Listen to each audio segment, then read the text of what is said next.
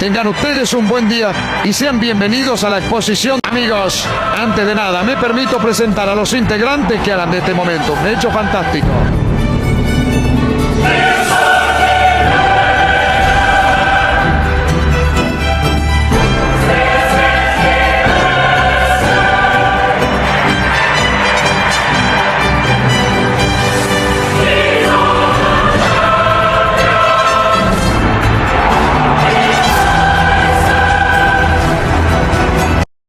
Buenos días, hoy vamos a presentar literatura japonesa y romana.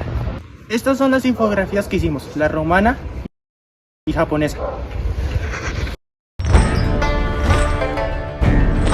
Sus costumbres, sus actitudes, sus hábitos y sus tradiciones fue lo que más destacó en este pueblo. También destacó su comportamiento y pláticas con el pueblo de Occidente. Esto empezó a mediados del siglo XIX.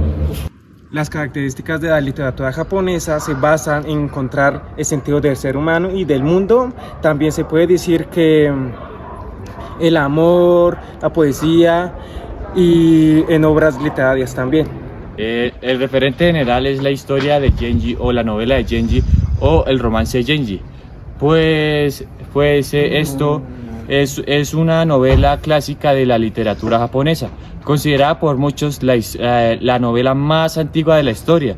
Fue creada en los años 1000, creada por Murasaki Shikauku. Las obras que voy a decir a continuación son la novela de Genji de Haruki Shibo y la canción del viento es de Hakuri Murakami. La literatura japonesa empezó alrededor del siglo 8 a.C., con algunas influencias de la China antigua. Los japoneses en su literatura incluyeron distintos tipos de narración, como los dramas, los poemas y narraciones más diversas que incluían mitos y leyendas. Además, el periodo Heian de los japoneses incluyó un mayor refinamiento en su forma de hablar y en su forma de expresarse a través de la literatura. Esta literatura nos dejó como legado principalmente las narraciones que incluían a esta época sobre la condición humana en los tiempos antiguos, además del entretenimiento que daban y que producían estas obras en ese tiempo. Y ahora pasamos a la literatura romana. La literatura romana abarcó muchos ámbitos. Son los históricos, los culturales y los que abarcan la tradición que tuvieron los romanos en esas épocas. Estas épocas principalmente fueron las del Imperio Romano, que duró desde el 27 a.C. hasta el 476 después de Cristo.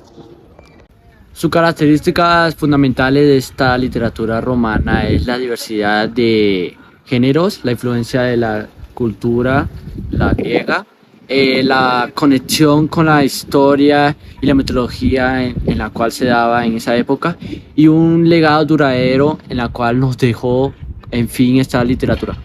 El desarrollo histórico de la literatura romana comenzó el primer siglo antes de Cristo y termina primero después de Cristo. También renace la lírica y la época de la reconciliación de los romanos. A través de obras como la Eneida, crónicas históricas, la literatura romana, ¿qué es lo que refleja? Refleja eventos sociales, culturales, militares y políticos. Y es lo que ocurría en ese contexto social en Roma. ¿Qué es lo que lleva a esto? Además, autores como Ovidio reúnen y reinterpretan mitos clásicos, proporcionando una rica historia y trasfondo cultural para que podamos entender y conocer más a fondo. Voy a decir yo son los referentes.